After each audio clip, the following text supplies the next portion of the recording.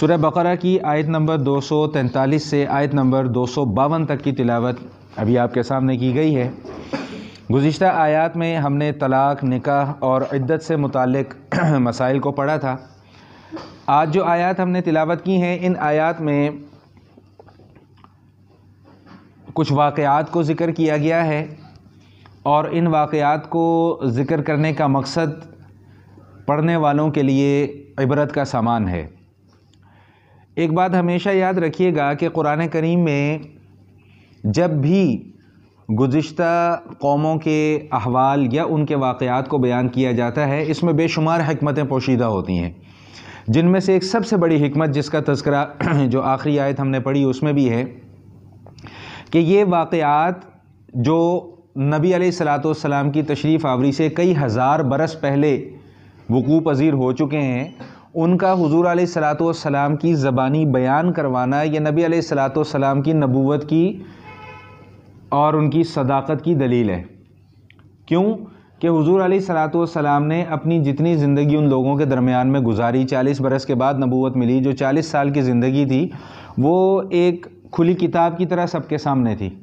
حضور علیہ الصلوۃ والسلام نے کسی سے پڑھنا نہیں سیکھا، کسی سے لکھنا نہیں سیکھا، کسی کی شاگردی اختیار نہیں کی، کبھی کسی راہب کے پاس نہیں گئے، کسی یہود یا نصارہ کے کسی عالم کے پاس حضور کا جانا نہیں ہوا۔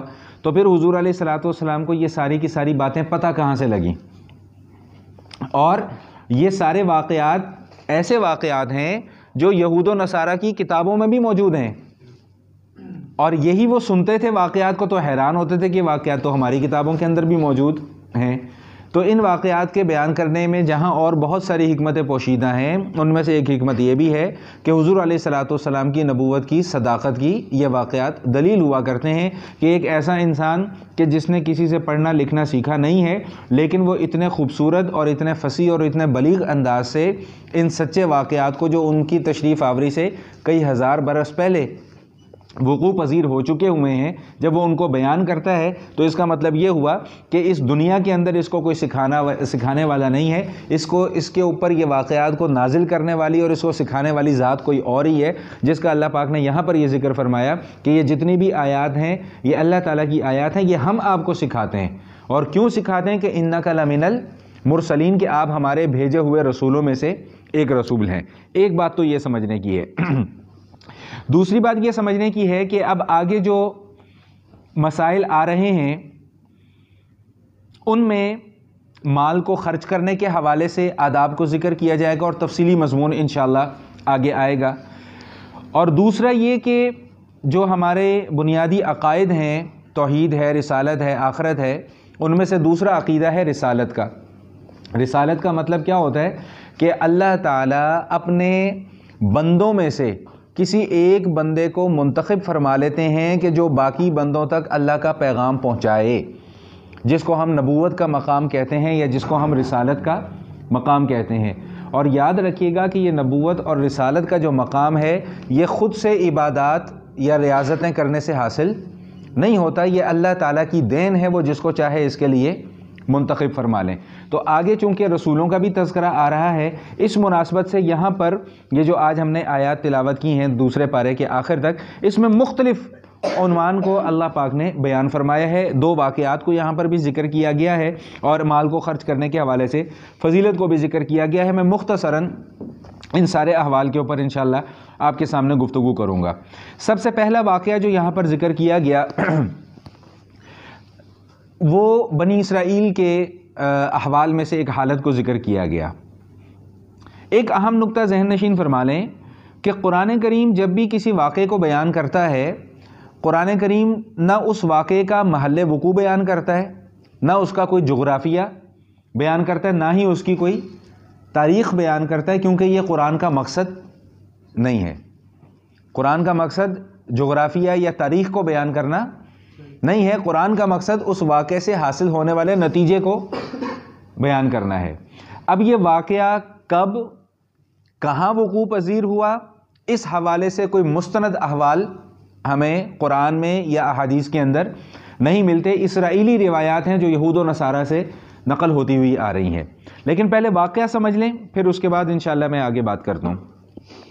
واقعہ یہاں پر یہ ذکر کیا گیا کہ ہمیں بتایا جا رہا ہے کہ کیا تم لوگوں کو ان لوگوں کے احوال کا علم نہیں ہے کہ جو ہزاروں کی تعداد میں تھے اور موت کے ڈر سے انہوں نے وہ اپنا علاقہ چھوڑا، لیکن اس کے باوجود موت نے انہیں آ گھیرا اور اس کے بعد اللہ تعالیٰ نے پھر انہیں زندہ کر دیا۔ یہ واقعہ ذکر کیا گیا۔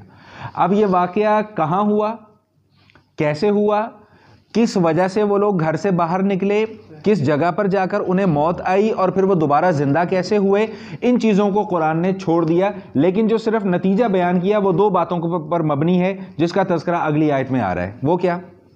مفسرین نے لکھا ہے کہ بنی اسرائیل میں ایک قوم تھی جن کے اوپر کچھ ظالم حکمرانوں کو یا ظالم بادشاہوں کو یا کسی ظالم قوم کو ان کے اوپر مسلط کر دیا گیا تھا ان کی بدعمالیوں کی وجہ سے۔ تو جب ظالم قوم کو ان کے اوپر مسلط کر دیا گیا تو انہوں نے اس وقت کے جو نبی تھے یا اس وقت کے کوئی بھی جو نیک بندے تھے ان کو کہا کہ جی ہم ان سے مقابلہ کرنا چاہتے ہیں، آپ ہماری ان سے جان چھڑوائیں اور اللہ سے دعا کریں کہ اللہ کوئی احکام ہمارے لیے نازل کر دے۔ تو انہوں نے کہا کہ بھئی اللہ تعالیٰ کی طرف سے تو حکم پھر یہی آئے گا کہ تم ان کے ساتھ جہاد کرو، قتال کرو، تو اس وقت کیا تم لوگ تیار ہو جاؤ گے؟ انہوں نے کہا ہاں جی ہم بالکل تیار ہو جائیں گے۔ اور جب اللہ تعالیٰ کی طرف سے جہاد اور قتال کا حکم نازل ہوا تو یہ سارے کے سارے مکر گئے کہ جی نہیں ہم نے مرنا نہیں ہے، اور اس علاقے سے جو ہے وہ نکل آئے، جہاد سے راہ فرار اختیار کی، جس کا نتیجہ یہ ہوا کہ جب انہوں نے جہاد سے راہ فرار اختیار کر کے ایک علاقے سے دوسرے علاقے میں جانے کی کوشش کی تو وہاں پر ان کو موت آ گئی۔ یعنی اللہ تعالیٰ نے اپنی قدرت کا اظہار فرمایا کہ قتال اور جہاد میں جانے کی وجہ سے موت نہیں آنی، موت تو باہر آنی ہے، تم وہاں پہ نہیں جاؤ گے، کہیں اور جاؤ گے، وہاں اللہ تعالیٰ تمہیں موت دے دیں گے۔ پھر کسی وقت کے پیغمبر کا وہاں سے گزر ہوا، انہوں نے دیکھا کہ اتنے سارے لوگ ہزاروں کی تعداد میں، الوفن ہزاروں کا لفظ آیا ہے، کتنے ہزار تھے یہ نہیں بتایا گیا، بس ہزاروں کی تعداد میں تھے۔ تو جب ان کا وہاں سے گزر ہوا، انہوں نے دیکھا یہ تو ہزاروں کی تعداد میں لوگ مرے پڑے ہیں، اللہ تعالیٰ سے دعا کی، اللہ پاک نے احوال ان کے سامنے منکشف فرمائے، انہوں نے دعا کی کہ اللہ ان کو زندہ کر دے۔ مفسرین نے فرمایا کہ وہ سارے کے سارے لوگوں کو اللہ تعالیٰ نے زندہ کر دیا تھا، کیوں؟ اس لیے کہ ابھی اصل میں ان کی موت کا وقت نہیں آیا تھا، یہ سزا کے طور پہ ان کو مارا گیا تھا کہ تم نے جہاد سے کیوں فرار کا راستہ اختیار کیا۔ ایک روایت تو مفسرین نے یہ نقل کی ہے، ایک دوسری روایت یہ نقل کی ہے کہ کسی علاقے میں طاعون کی وبا پھیل گئی تھی اور یہ لوگ وہاں سے ہزاروں کی تعداد میں نکلے کہ طاعون کی وجہ سے ہم مر نہ جائیں، تو جب باہر نکلے تو اللہ نے وہاں پر ان کو موت دے دی۔ تو معلوم یہ ہوا کہ طاعون موت کا سبب نہیں ہے، موت کا سبب اللہ کا حکم ہے۔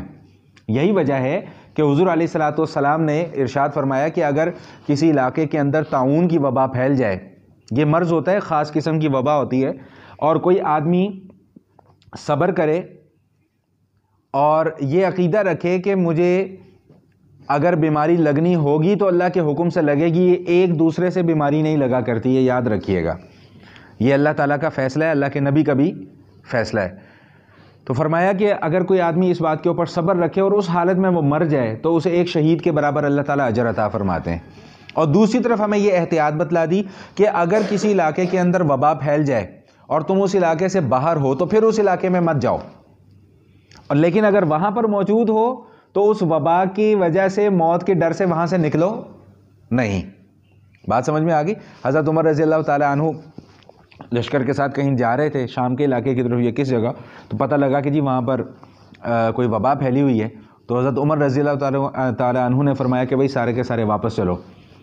تو کسی سوال کرنے والے نے سوال کر دیا کہ حضرت آپ تقدیر سے بھاگ رہے ہیں؟ فرمایا ایک تقدیر سے دوسری تقدیر کی طرف بھاگ رہے ہیں، یعنی ہمارا یہاں سے واپسی کا راستہ اختیار کرنا یہ بھی ہماری تقدیر میں ہی لکھا ہوا ہے۔ جیسا کہ ایک اور روایت میں آتا ہے کہ ایک صحابی نے حضور علیہ الصلوۃ والسلام سے پوچھا کہ یا رسول اللہ ہم کبھی بیمار ہو جاتے ہیں تو ہم دم وغیرہ کرتے ہیں، جیسے آپ نے بھی دیکھا ہوگا کہ علماء دم کر دیتے ہیں، تو کیا یہ دم کرنا تقدیر کے خلاف ہے؟ تو حضور علیہ الصلوۃ والسلام نے فرمایا کہ یہ دم کرنا بھی اسی تقدیر کا حصہ ہے۔ میں اگر بیمار ہو گیا ہوں تو میں نے دوا کھائی ہے، تو دوا کھانا یہ میری تقدیر میں لکھا ہوا تھا کہ میں یہ والی دوا کھاؤں گا تو مجھے اس بیماری سے اللہ تعالیٰ شفا عطا فرما دیں گے۔ تو بات سمجھ میں آ گئی؟ تو فرمایا کہ کسی جہاں پر مرض کہیں موجود ہو، وبا پھیلی ہوئی ہو، اور اگر تم وہاں سے باہر ہو تو پھر وہاں جاؤ نہیں، لیکن اگر وہاں پر موجود ہو تو وہاں سے پھر بھاگو نہیں. بات سمجھ میں آ گئی؟ تو ایک تو پس منظر اس واقعے کا یہ علماء مفسرین نے بیان فرمایا ہے. دوسرا مسئلہ جو یہاں پر ذکر کیا گیا، جیسا کہ میں نے عرض کیا کہ آگے جا کر تیسرے پارے کے تقریباً آغاز میں ہی مال کو خرچ کرنے کے حوالے سے آداب، احکام اور مسائل کا تفصیلی تذکرہ آئے گا انشاءاللہ. تو اس کا ایک یوں سمجھ لیں کہ یہ تمہید ہے. تمہید کیا ہے کہ اللہ تعالیٰ کی طرف سے جب حکم یہ آیا کہ بھئی جو میرے راستے میں ایک خرچ کرے گا اس کو میں 700 کے برابر اجر عطا فرماؤں گا. ٹھیک، تو نبی علیہ الصلوۃ چونکہ نبی رحمت بھی ہیں، تو حضور علیہ الصلوۃ نے دعا فرمائی کہ اللہم زد امتی، یا اللہ میری امت کے لیے ثواب کو اور زیادہ بڑھا دے. تو اس پر پھر اللہ پاک نے یہ آیت مبارکہ نازل فرمائی کہ من ذا الذی یقرض اللہ قرضا حسنا فیضاعفہ لہ اضعافا کثیرہ، کہ جو اللہ تعالیٰ کے راستے میں مال خرچ کرے گا. اللہ کو قرض دینے کا کیا مطلب ہے؟ اللہ کے راستے میں مال خرچ کرنا. اللہ کوئی میرے اور آپ کے مال کے محتاج تھوڑی ہیں، یا کوئی خدا نہ خواستہ اللہ کو قرض کی ضرورت تو نہیں ہے. آپ انشاءاللہ سورہ آل عمران میں یا سورہ نساء میں جا کر پڑھیں گے کہ جب یہ آیات اس قسم کی نازل ہوتی تھی کہ کون ہے جو اللہ کو قرض دے گا، تو کفار اور مشرکین نے مذاق اڑایا کہ قالوا ان اللہ فقیر ونحن اغنیاء، دیکھو جی ان کا رب غریب ہو گیا نعوذ باللہ، ہم سے پیسے مانگ رہا ہے. یہ الفاظ قرآن کریم کے اندر موجود ہیں جو کفار نے ادا کیے تھے. تو اللہ کو قرض دینے کا مطلب کیا ہے؟ اللہ کو قرض دینے کا مطلب یہ نہیں کہ اللہ کو میرے اور آپ کے مال کی ضرورت ہے. اللہ کو قرض دینے کا مطلب ہے کہ اللہ ہی کی مخلوق میں جو محتاج ہیں، مسکین ہیں، ضرورت مند ہیں، ان کے اوپر مال کو خرچ کرو، الٹا اس کا اللہ تمہیں ہی اجر عطا فرمائیں گے. اللہ کو تو کوئی ضرورت نہیں ہے. بات سمجھ میں آ گئی؟ تو اس طرح حدیث شریف میں آتا ہے کہ جب کوئی آدمی اللہ کے راستے میں کوئی صدقہ و خیرات کرتا ہے، مفہوم ہے حدیث شریف کا، تو اللہ تعالیٰ اس صدقہ و خیرات کو اپنی آغوش میں لے لیتے ہیں، پھر اس کو پالتے ہیں. فرمایا جس طرح تم مویشی اپنے پالتے ہو نا، بکری کا بچہ ہے چھوٹا سا ہے، پھر اس کی پرورش کرتے ہو، وہ بڑھتا بڑھتا بڑھتا بڑا ہو جاتا ہے، اسی طرح فرمایا کہ اللہ تعالیٰ تم جو صدقہ و خیرات کرتے ہو، اللہ اس کو پالتے ہیں اور بڑھاتے ہیں، اس کی پرورش کرتے ہیں، یہاں تک کہ قیامت والے دن جب تم اللہ کی بارگاہ میں پیش ہو گئے تو وہ تمہارا صدقہ و خیرات جو ہے وہ پہاڑ کی شکل میں ہوگا. بندہ حیران رہ جائے گا کہ یار یہ کیا ہے، میرے پاس تو اتنے نیک اعمال ہی نہیں تھے. تو پھر اسے بتایا جائے گا کہ فلاں وقت میں جو تو نے صدقہ کیا تھا، چونکہ خلوص نیت سے کیا تھا، کسی کو دکھانے کے لیے نہیں کیا تھا، نمود و نمائش کے لیے نہیں کیا تھا، تو اللہ تعالیٰ نے اس صدقے کو اتنا بڑھا دیا کہ آج اس کا اجر جو ہے وہ پہاڑ کے برابر ہے. تو بات سمجھ میں آ گئی کہ نہیں آ گئی؟ تو دوسرا مضمون جو ہے وہ اختصار کے ساتھ یہاں پر یہ ذکر کیا گیا. تیسرا مضمون جو یہاں پر ذکر کیا گیا وہ بھی قتال اور جہاد سے ہی متعلق ہے، اور اس میں بھی بنی اسرائیل کے احوال کو ہی ذکر کیا گیا. یہ تھوڑا سا تفصیل ہے، میں انشاءاللہ یہ کوشش کرتا ہوں کہ آسان لفظوں میں اور اختصار کے ساتھ آپ کے سامنے یہ میں بیان کر دوں. حضرت موسیٰ علیہ السلام کے احوال ہم پڑھ کے آ چکے ہوئے ہیں تفصیل کے ساتھ پہلے پارے کے اندر. حضرت موسیٰ علیہ السلام کے بعد بنی اسرائیل میں پے در پہ کئی نبی آئے، بے شمار نبی، اور بسا اوقات ایسا ہوتا تھا کہ ایک ایک وقت میں کئی نبی، دو تین چار پانچ نبی ایک ایک وقت میں اللہ پاک نے بنی اسرائیل میں مبعوث فرمائے. اور وہ سارے کے سارے انبیاء جو تھے وہ موسیٰ علیہ السلام پر جو تورات نازل ہوئی تھی اسی کی آگے تعلیمات کو پھیلانے والے تھے، اسی کی تبلیغ کرنے والے تھے. جب یہ بنی اسرائیلیوں کا، جیسا کہ ہم پڑھ کر آ چکے ہیں کہ ان کی شرارتیں وقت کے ساتھ ساتھ بڑھتی چلی گئیں، دین سے دوری وقت کے ساتھ ساتھ ہوتی چلی گئی، تو اللہ تعالیٰ نے ان کے اوپر قوم عمالقہ، جو مصر کی ایک قوم تھی، اور بڑے طاقتور اور بڑے ڈیل ڈول والے لوگ تھے، آگے بھی جا کے ان کا تذکرہ آئے گا، اللہ تعالیٰ نے ان کو ان کے اوپر مسلط کر دیا بطور سزا کے. اب یہ ان کے غلام بن گئے، مجبور تھے ان کے سامنے، مظلوم ہو گئے، وہ ظالم تھے. تو انہوں نے اس وقت کے جو نبی تھے ان سے یہ کہا کہ آپ ہمارے لیے، ہم میں سے کسی ایک ایسے بندے کا انتخاب کریں کہ جس کے اندر لیڈر بننے کی صلاحیت موجود ہو، جو ہمیں لے کر چلے ساتھ، اس قوم سے ہمیں نجات دلوائے. تو اس قوم کے نبی نے ان میں سے ایک بہت ہی نیک فطرت انسان تھے جن کا نام یہاں پر ذکر کیا گیا کہ حضرت طالوت. حضرت طالوت کو ان کا امیر یا ان کا بادشاہ یا ان کا لیڈر مقرر کر دیا. اب یہ جو حضرت طالوت تھے یہ مالی اعتبار سے مستحکم نہیں تھے، اس پر بھی بنی اسرائیلیوں کو اعتراض ہوا. پہلے خود نبی سے فرمائش کی. نبی سے فرمائش کرنے کا کیا مطلب کہ حضور آپ ہمارے بڑے ہیں، آپ جو ہمارے لیے فیصلہ کریں گے وہ ہمیں قابل قبول ہوگا. لیکن اب جب نبی نے یہ فیصلہ کر دیا کہ بھئی فلاں بندہ جو ہے وہ تمہارے لیے بادشاہ ہم مقرر کر رہے ہیں، تو اب مکر گئے کہ جی یہ طالوت کے پاس تو نہ مال ہے، نہ دولت ہے، نہ پیسہ ہے، نہ اس کا کوئی ایسا کوئی خاص اثر رسوخ ہے، آپ نے ایک عجیب سے آدمی کو، غریب سے آدمی کو اٹھا کے ہمارے اوپر، ہمارے سر پہ مسلط کر دیا ہے۔ یاد رکھیے گا، کوئی بھی نبی ہو وہ کوئی بھی کام اپنی مرضی سے نہیں کرتا، وہ اللہ تعالیٰ کے حکم کا پابند ہوتا ہے۔ تو یہاں پر انہوں نے یہ بیان فرمایا کہ ان اللہ اصطفاہ علیکم، کہ بھئی میں نے اپنی مرضی سے طالوت کو تمہارے لیے بادشاہ نہیں بنایا، بلکہ اللہ تعالیٰ نے اس بندے کو تمہارے لیے منتخب کیا ہے، اور اگرچہ وہ مالی اعتبار سے کمزور ہے لیکن عقل اور دانش کے اعتبار سے تم میں سب سے بہتر ہے، اور جسمانی قوت کے اعتبار سے تم میں سب سے بہتر ہے، وہ تمہیں آگے لے کر چلے گا، اور جب لے کر چلے گا تمہیں اس کے ساتھ مقابلہ کرنا ہوگا۔ ایک مسئلہ تو یہاں پر یہ آیا۔ دوسرا مسئلہ یہ درپیش ہوا اسی واقعے کے اندر کہ اللہ تعالیٰ نے ان کی دل کی تسلی کے لیے اور اطمینان کے لیے سکینہ، تابوت سکینہ ان کو دیا۔ وہ تابوت سکینہ کیا تھا؟ وہ تابوت ایسا تابوت تھا کہ جس کے اندر حضرت موسیٰ علیہ السلام اور حضرت ہارون علیہ السلام کی کچھ یادگار چیزیں تھیں۔ علماء نے لکھا کہ اس میں تورات کی ایک دو تختیاں موجود تھیں، حضرت موسیٰ علیہ السلام کا عصا موجود تھا، وہ لاٹھی جس کو وہ سانپ بن جایا کرتی تھی، اس طرح حضرت ہارون علیہ السلام کی انگوٹھی تھی، اور قدیم زمانے سے لوگ اس سے تبرک حاصل کیا کرتے تھے کہ انبیاء کے استعمال کی چیزیں ہیں، برکت والی چیزیں ہیں۔ اللہ تعالیٰ نے یہاں پر اس عقیدے کی بھی تائید فرما دی کہ ان اشیاء سے برکت بھی حاصل کی جا سکتی ہے۔ تو اللہ تعالیٰ نے وہ تابوت سکینہ ان کو دیا کہ بھئی یہ چیزیں تمہارے پاس ہوں گی، تمہیں اطمینان ہوگا، تمہیں سکون ہوگا کہ ہاں بھئی ہمارے بزرگوں کا ساتھ، سایہ ہمارے ساتھ ہے، بزرگوں کی شفقت ہمارے ساتھ ہے، اللہ تعالیٰ کی مدد، اللہ کی نصرت اور اللہ کی تائید ہمارے ساتھ ہے۔ لیکن اس سے پہلے کیا ہوا؟ وہی جو انہوں نے، جو پچھلی قوم نے بھی حرکت کی، کیا کہ جب ان کو جہاد اور قتال کا حکم آ گیا تو اس سے مکر گئے کہ ہم تو نہیں لڑیں گے، تم جاؤ خود جا کے لڑو، ہم تو نہیں لڑیں گے۔ اور یہ حرکت بنی اسرائیل نے ایک مرتبہ نہیں کی، کئی مرتبہ کی ہے۔ موسیٰ علیہ السلام کے زمانے میں بھی کی ہے، آگے جا کے ہم پڑھیں گے انشاءاللہ کہ انہوں نے اتنا بڑا جملہ وہاں پر یہ کہہ دیا تھا کہ موسیٰ تم جاؤ، تمہارا اللہ جائے، تم جا کے لڑو، ہم نہیں لڑتے ان سے جا کے۔ یہ اس طرح کی قوم تھی یہ، یہاں پہ بھی انہوں نے یہ حرکت کی۔ خیر خلاصہ کلام یہ ہوا کہ اب طالوت جو ہیں وہ ان کے اوپر بادشاہ اللہ تعالیٰ نے مقرر کر دیا، اور ان کے لیے مدد اور تائید اور نصرت کا اللہ پاک نے وعدہ بھی فرمایا۔ اب جب مدد اور تائید کا وعدہ ہو گیا تو اب ان کی اس ظالم بادشاہ کے ساتھ جنگ ہونی تھی۔ اس ظالم بادشاہ کا نام جالود ہے، جالوت یہیں پہ آ رہا ہے۔ طالوت نیک بادشاہ ہیں، جالود ظالم بادشاہ ہیں، اور درمیان میں ایک تیسری شخصیت بھی ہے حضرت داؤد علیہ السلام، ان کا تذکرہ بھی ابھی آگے آ رہا ہے۔ لیکن خیر اس سے پہلے ایک واقعہ اور رونما ہوا۔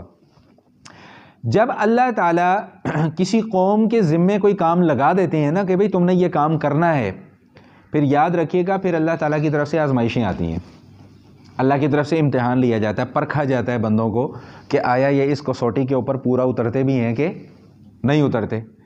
اب جب یہ لوگ لشکر ان کا روانہ ہوا تو اعلان یہ کیا گیا کہ بھئی یہ نہر ہے، وہاں پہ ایک نہر تھی، فلسطین یا شام یا اردن کا علاقہ ہے، ان تین علاقوں میں سے کوئی ایک علاقہ ہے، تو وہاں پہ ایک نہر تھی۔ انہوں نے کہا بھئی میرے ساتھ وہ آدمی چلے گا جو اس نہر سے پانی نہیں پیے گا، اس نہر سے پانی پینے کی اجازت نہیں ہے۔ ہاں ایک چلو یا دو چلو اگر کوئی پی لے تو اس کی گنجائش ہے، لیکن پیٹ بھر کر پانی پینے کی یہ آزمائش تھی، اللہ کی طرف سے حکم تھا کہ بھئی پانی نہیں پینا، جنگ بھی کرنی ہے لیکن پانی نہیں پینا۔ تو قرآن یہاں کہتا ہے کہ فَشَرِبُوا مِنْهُ إِلَّا قَلِيلًا مِّنْهُمْ، اکثریت جو لشکر کی تھی ان سب نے وہ پانی پی لیا۔ اب جب امتحان ہے تو پیاس بھی زیادہ ہو گئی، فَشَرِبُوا مِنْهُ إِلَّا قَلِيلًا، سب نے پانی پی لیا سوائے چند لوگوں کے۔ وہ چند لوگوں کی تعداد کتنی تھی یہ دیکھیں، بڑا خاص ایک قسم کا فگر ہے اللہ کی نظر میں۔ علماء مفسرین نے لکھا کہ وہ بھی 313 ہی تھے، ادھر بدر میں بھی کتنے تھے 313، اور وہ بھی کتنے تھے 313۔ یہ پتہ نہیں شاید کوئی اللہ کو بہت ہی پسند ہے یہ عدد 313 کا، کہ وہ بھی 313 کی تعداد تھی کہ جنہوں نے پانی نہیں پیا، اور یہ اب یہ اس قوم سے لڑنے کے لیے چلے گئے۔ اس قوم کا جو بادشاہ تھا جالود کے متعلق مفسرین نے کتابوں میں لکھا ہوا ہے کہ یہ اتنا اپنے آپ کو تیار کر کے آتا تھا جنگ میں کہ اس کو مارنا کوئی آسان کام نہیں تھا۔ سر سے لے کر پاؤں تک اس نے لوہے کا لباس پہنا ہوتا تھا. اب لوہے کے لباس میں بندہ اس کو کہاں مارے؟ اس وقت کوئی بم یا گولیاں تو تلواروں اور تیروں سے جنگ ہوتی تھی. ان کے مقابلے میں جو صاحب نکلے وہ حضرت داؤد علیہ السلام تھے. اس وقت تک حضرت داؤد علیہ السلام کو نبوت نہیں ملی ہوئی تھی. ٹھیک. حضرت داؤد علیہ السلام نے طالوت کو کہا کہ حضرت بادشاہ ہے نا، آپ مجھے اجازت دیں میں اس کا جا کے مقابلہ کروں. انہوں نے کہا آپ مقابلہ کریں گے؟ ہاں میں مقابلہ کروں گا. کہا ٹھیک ہے آپ جائیں مقابلہ کریں. انہوں نے اپنے ساتھ ایک غلیل لی اور چند پتھر لیے. لوگوں نے کہا کہ حضرت آپ وہ اپنا لباس تو پہنے، لوہے کا لباس، زرہ تو پہنے کم از کم. اور نے کہا بھائی دیکھو بات یہ ہے کہ اگر تو میری موت آئی ہوگی تو پھر زرہ بھی مجھے نہیں بچا سکتی، اور اگر میری موت نہیں آئی تو میں ایسے ہی جاؤں گا، مجھے کچھ نہیں ہوگا. تو جب یہ اس کے ساتھ مقابلہ کرنے کے لیے پہنچے تو جالوت ان کو دیکھ کے ہنسا، اور یہ پتھر اور غلیل سے تو مجھے مارے گا؟ میں تو سر سے لے کر پاؤں تک میں نے لوہے کا لباس پہنا ہوا ہے. اور نے کہا بھائی جب اللہ کا حکم آئے گا نا تو تیری موت مقدر میں ہوگی اور تیری موت میرے ہاتھوں ہی لکھی ہوئی ہے. انہوں نے اللہ اکبر پڑھ کر بسم اللہ پڑھ کر وہ پتھر جو ہے غلیل میں لگایا، اور کہتے ہیں کہ اس کا صرف اتنا حصہ جو ہے نا جی وہ کھلا رہتا تھا، باقی پورا اس کا لوہے کے جسم سے ڈھکا رہتا تھا. تو وہ پتھر یہاں پر آ کر اس کے لگا اور وہ دماغ کو چیرتا ہوا دوسری طرف سے نکل گیا. اللہ پاک کی طاقت تھی، وہ استعمال بندے کے ہاتھ ہو رہے تھے لیکن طاقت اللہ کی تھی. تو خیر اللہ تعالیٰ نے یہاں پر اسی بات کو بیان فرمایا کہ ہم نے پھر ان کی مدد کی، ہم نے ان کی پھر تائید کی، اور مدد اور نصرت اس وجہ سے کی کہ انہوں نے اس موقع پر دعا مانگی تھی. اور وہ دعا کیا مانگی تھی کہ ربنا افرغ علینا صبرا وثبت اقدامنا وانصرنا علی القوم الکافرین، کہ یا اللہ تیرے راستے میں جو تکلیفیں آئیں گی ان تکلیفوں پر ہمیں صبر کرنے کی توفیق عطا فرما. تکلیفوں پر واویلا نہ مچانا، ہماری ایسی طبیعت نہ بنا کہ ہم تکلیفوں کے اوپر واویلا مچانا شروع کر دیں. تکلیفوں کے اوپر ہمیں صبر کرنے والا بنا، اور دشمن کے مقابلے میں ثبت اقدامنا، یا اللہ ہمیں ثابت قدم بنا. یاد رکھیے گا کہ ہمارا دین ایسا خوبصورت دین ہے. دین کا مزاج کیا ہے کہ دین جنگ کو پسند نہیں کرتا. آپ کہیں گے عجیب بات کر رہے ہو، میں اللہ کے نبی کا فرمان آپ کو سنا رہا ہوں. دین جنگ کو پسند نہیں کرتا، لیکن دین یہ کہتا ہے کہ اگر جنگ مسلط ہو جائے تو پھر بھاگنا نہیں ہے، پھر پیٹھ نہیں پھیرنی، پھر دشمن سے جم کے لڑنا ہے، پھر ان کی ایسی کی تیسی کرنی ہے. اول تو حتی الوسع جنگ سے بچنے کی کوشش کرنی ہے، لیکن اگر دشمن تمہارے ساتھ جنگ مسلط کر دیتا ہے تو پھر یاد رکھیے گا کہ پھر پیٹھ دکھانے کی اجازت نہیں ہے، پیچھے مڑ کر بھاگنے کی اجازت نہیں ہے. دو ہی کام کر سکتے ہو، یا تو مر جاؤ یا لڑ جاؤ، بس. اس کے علاوہ تیسرا راستہ شریعت اس بات کی اجازت نہیں دیتی ہے. اسی لیے وہ دعا کیا کر رہے ہیں کہ اللہ دشمن کے مقابلے میں ہمیں ثابت قدم رکھنا، اور دشمن کے مقابلے میں ہماری تو مدد کرنا. اس دعا کی برکت سے اللہ پاک نے ان کی مدد فرمائی، اور یہ 313 جو ان کے مقابلے میں دشمن کا بڑا لشکر تھا ان کے اوپر حاوی ہو گئے. اللہ تعالیٰ کی مدد، اللہ کی نصرت، اللہ کی تائید کی وجہ سے. ہمیں یہ سنانے کا کیا مقصد ہے؟ یہ تو کئی ہزار برس پہلے کا واقعہ، ہمیں کیوں سنایا جا رہا ہے؟ ہمیں یہ سنایا جا رہا ہے کہ بھائی یاد رکھو کہ دنیا جو ہے نا، دنیا یہ گول ہے، اور یہ دنیا چکر لگاتی رہے گی، اور اس میں اس قسم کے احوال تمہارے اوپر بھی آتے رہیں گے. تو تمہارے سامنے بھی پھر دو راستے ہیں، یا تو جالوت والا راستہ ہوگا یا طالوت اور داؤد والا راستہ ہوگا. اب یہ تمہارا اپنا اختیار ہے کہ تم داؤد والا اور طالوت والا راستہ اختیار کرتے ہو یا جالوت والا راستہ. جالوت والا راستہ اختیار کرو گے تو شیطان کے راستے پر چلو گے، طالوت والا راستہ اختیار کرو گے تو اللہ کے راستے پر چلنے والے ہوگے. اور ان سارے واقعات کو بیان کرنے کے بعد حضور علیہ الصلوۃ والسلام کی سچی نبوت کے اوپر اللہ پاک نے مور لگا دی. تلک آیات اللہ نتلوہا علیک بالحق، یہ ساری کی ساری باتیں ہم آپ کو سکھاتے ہیں. دنیا کے اندر آپ کا کوئی استاد نہیں ہے. اور جو لوگ یہ کہتے ہیں کہ آپ کو یہ چیزیں کہاں سے جاتی ہیں، آپ اللہ کے پیغمبر نہیں ہیں، تو ان کو جواب یہ دے دیا کہ انک لمن المرسلین، آپ ہیں اللہ تعالیٰ کے سچے پیغمبروں میں سے ایک پیغمبر ہیں. تو یہ آیات کے اندر اسی مضمون کو بیان کیا گیا. آئیے اب ذرا ہم الفاظ کی طرف توجہ بھی کر لیں اور اللہ تعالیٰ کا شکر بھی ادا کریں الحمدللہ کہ آج ہمارا دوسرا پارہ بھی اللہ تعالیٰ کے فضل، اللہ کے کرم سے مکمل ہو گیا. جی صفحہ نمبر 95 ہے، دوسری سطر سے ترجمے کا آغاز ہوگا. یہ جتنی باتیں میں نے بیان کی ہیں یہ انشاءاللہ ساری کی ساری اس ترجمے کے اندر آ جائیں گی. الم تر الی الذین خرجوا من دیارہم وهم الوف حذر الموت فقال لهم اللہ موتوا، کیا تمہارے علم میں نہیں ہے یہ جو الم تر آتا نا، کیا تم نے دیکھا نہیں، کیا مطلب کیا تمہارے علم میں نہیں ہے یہ واقعہ؟ کون سا واقعہ؟ الذین خرجوا من دیارہم، ان لوگوں کا جو اپنے گھروں سے باہر نکلے، وہم الوفن، اور وہ ہزاروں کی تعداد میں تھے، کیوں نکلے؟ حذر الموت، کہ ہمیں ہمارے علاقے میں کہیں موت نہ آ جائے۔ فقال لهم اللہ موتوا، سب جب وہ باہر نکلے اللہ نے کہا تم سب مر جاؤ، یا مر جاؤ سارے کے سارے۔ ثم احیاہم، پھر اللہ نے انہیں زندہ کیا۔ ان اللہ لذو فضل علی الناس، بے شک اللہ تعالیٰ بڑے فضل والے ہیں اپنے لوگوں پر، ولکن اکثر الناس لا یشکرون، لیکن اکثر لوگ اللہ کا شکر نہیں ادا کرتے۔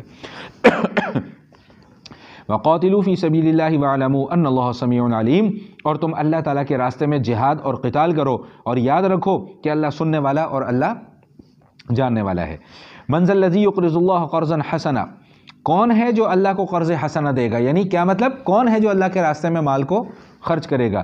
فیضاعفہ لہ اضعافا کثیرا، بس اللہ اس کو کئی گنا اس کے اجر کو بڑھا دے گا، کئی گنا بڑھا دے گا۔ کتنا بڑھائے گا؟ جتنی اس کی شان اتنا بڑھائے گا۔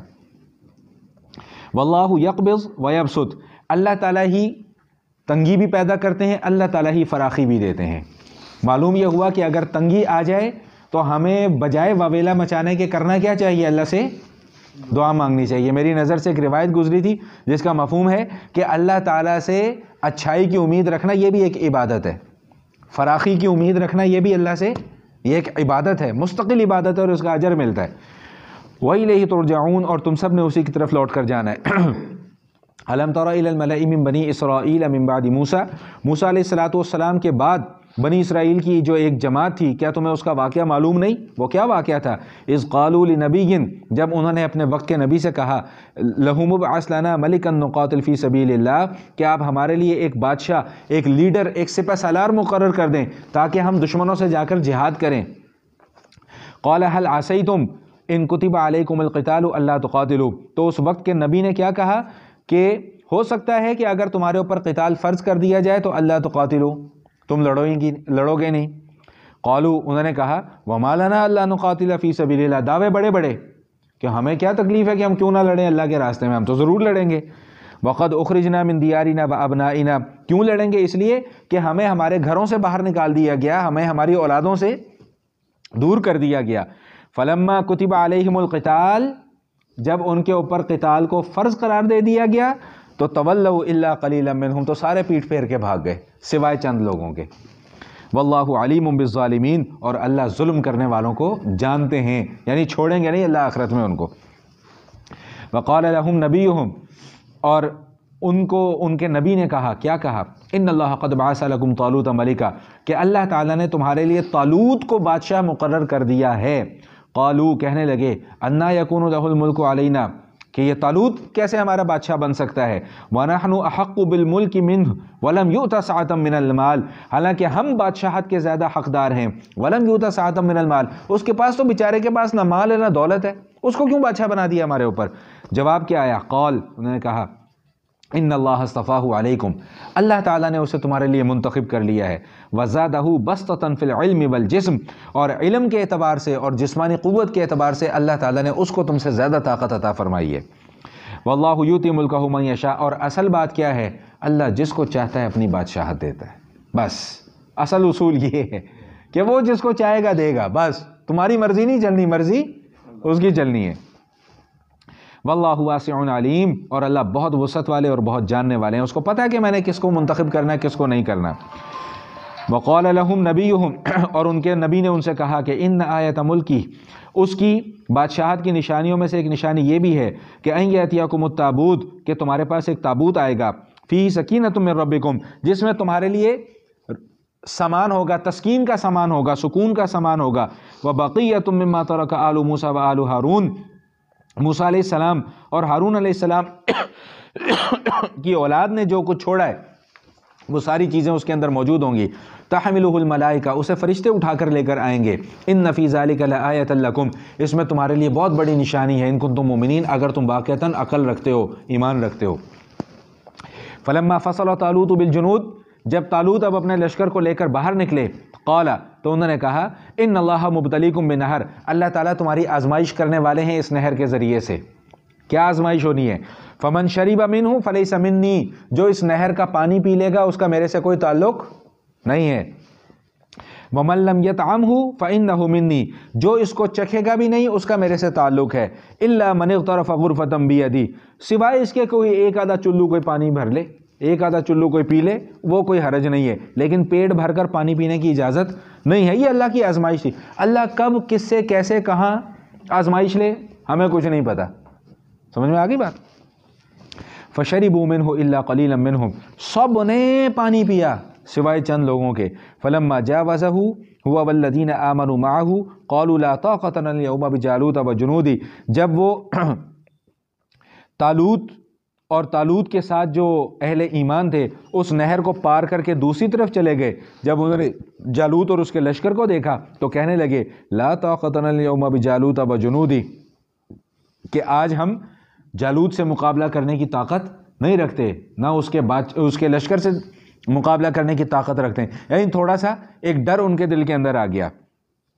قال الذين يظنون انهم ملاقو الله، تو جو لوگ ان میں سے پکے ایمان والے تھے جو اللہ کی ملاقات پر یقین رکھتے تھے، انہوں نے کیا کہا؟ یہ دیکھیں کتنا زبردست جملہ ہے، مجھے بڑا پسند ہے یہ جملہ، یہ ذرا توجہ سے پڑھیں۔ کیا کہتے ہیں؟ کم من فئة قلیلة غلبت فئة کثیرة بإذن اللہ، بھائی کتنی مرتبہ ایسا ہو چکا ہے اللہ کے حکم سے کہ چھوٹی چھوٹی جماعتیں بڑی بڑی جماعتوں پر غالب آ جاتی ہیں، ہوتا اللہ کے حکم سے، کتنی مرتبہ ایسا ہو چکا ہے، تو پریشان ہونے کی کیا ضرورت ہے اس میں؟ وہ حضرت خالد بن ولید رضی اللہ تعالیٰ عنہ کے متعلق آتا ہے نا کہ رومیوں سے جب جنگ ہوئی تو روایات کے مطابق ان کا تقریباً کوئی 6 لاکھ کا کہ پتہ نہیں ہے 60 لاکھ کا ان کا کوئی لشکر تھا، تو یہ اپنے 50-60 ساتھیوں کے ساتھ نا معائنہ کرنے کے لیے گئے کہ یار جا کے دیکھ کے آئیں کہ کیا حالات ہیں، جنگ ہونی ہے۔ جب وہاں پر گئے تو دیکھا کہ ہمارا لشکر تو ان کی نسبت ایک پانی کے قطرے کے برابر ہے، وہ 50-60 لاکھ، ہم چند ہزار ہیں۔ عجیب جملہ انہوں نے کہا اس وقت، انہوں نے کہا دیکھو بات کیا ہے کہ اگر ہم پیچھے جائیں گے اور اپنے ساتھیوں کو لے کر آئیں گے تب بھی ہم اللہ کی مدد کے بغیر ان سے جنگ جیت، کیونکہ ہم ان میں آٹے میں نمک کے برابر ہیں، وہ پوری کی پوری بوری ہے آٹے کی، سمجھ میں آئی؟ تو کیوں نہ ہم ہی ان کے اوپر حملہ کر دیں۔ یعنی ایمان کی آپ پختگی دیکھیں، سمجھنے کی کوشش کریں کہ ہم اپنے ساتھیوں کو بھی اگر لے کر آتے ہیں جو 30-40 ہزار ہیں تب بھی ہم اللہ کی مدد کے بغیر جنگ نہیں جیت سکتے، تو کیوں نہ ہم ہی حملہ کر دیں ان کے اوپر۔ تو تاریخ کی کتابوں میں یہ چیز لکھی ہوئی ہے کہ وہ 60 افراد نے 60 لاکھ کے مجمع کو تتر بتر کر دیا تھا، کیوں کہ ایمان اتنا مضبوط تھا۔ تو یہاں پہ بھی وہی بات بتائی جا رہی ہے کہ کن لوگوں نے یہ بات کہی جن کا ایمان پختہ تھا، کہ بھئی کئی مرتبہ ایسا ہو چکا ہے اللہ کے حکم سے کہ چھوٹی چھوٹی جماعتیں بڑی بڑی جماعتوں کے اوپر غالب آ جاتی ہیں، تو واللہ مع الصابرین، تو اللہ تعالیٰ پھر ساتھ بھی تو انہی کا دیتے ہیں نا جو صبر کرتے ہیں۔ وَلَمَّا بَرَزُوا لِجَالُوتَ وَجُنُودِهِ، جب جالوت اور اس کا لشکر اور طالوت اور لشکر ان کا آمنے سامنے ہوئے تو یہ جو نیک لوگ تھے انہوں نے کیا دعا مانگی؟ ربنا افرغ علینا، لیکن نیند بہت آ رہی ہے لگتا ہے اس سب کو، ربنا افرغ علینا، کہ اے اللہ ہمارے دلوں میں ڈال دے صبر، وثبت اقدامنا، اور ہمارے قدم کو جما دے، وانصرنا علی القوم الکافرین، اور کافروں کے مقابلے میں ہماری مدد فرما۔ تفسیر میں نے اس کی کر دی۔ فہزموہم باذن اللہ، پھر اللہ کے حکم سے انہوں نے جالوت کے لشکر کو شکست دی۔ وقتل داود جالوت، اور جالوت کو قتل کرنے والے کون تھے؟ داود علیہ السلام۔ وآتاہ اللہ الملک والحکمہ، پھر اللہ تعالیٰ نے داود علیہ السلام کو بادشاہت بھی دی، حکمت بھی دی، یعنی اللہ پاک نے پھر ان کو نبوت بھی عطا فرمائی۔ وعلمہ مما یشاء، اور جو علم اللہ پاک نے چاہا ان کو سکھلایا۔ آگے اس کا تفصیلی تذکرہ آئے گا انشاءاللہ۔ ولولا دفع اللہ الناس بعضهم ببعض، اور اگر اللہ بعض لوگوں کی وجہ سے بعض لوگوں کو دور نہ کرتا، یعنی بعض کو بعض کے مقابلے میں لا کر کھڑا نہ کرتا، تو لفسدت الارض، اس زمین میں رہنا پھر ممکن نہیں ہوتا۔ اگر ایک طرف باطل ہے تو دوسری طرف اللہ نے حق بھی رکھا ہوا ہے، اور یہ حق اور باطل کا مارکا قیامت تک اسی طرح جاری رہے گا۔ لفسدت الارض، تو زمین میں فساد برپا ہو جاتا، لیکن ولکن اللہ ذو فضل علی العالمین، لیکن اللہ تعالیٰ تمام جہانوں پر بہت زیادہ فضل کرنے والے ہیں۔ تلک آیات اللہ نتلوها علیک بالحق، یہ اللہ تعالیٰ کی آیات ہیں، یہ اللہ کے احکام ہیں جو حق کے ساتھ ٹھیک ٹھیک ہم آپ کو پڑھ کر سناتے ہیں۔ وَإِنَّكَ لَمِنَ الْمُرْسَلِينَ، اور بے شک آپ ہمارے رسولوں میں سے ہیں۔ وَآخِرُ دَعْوَانَا أَنِ الْحَمْدُ لِلَّهِ رَبِّ الْعَالَمِينَ۔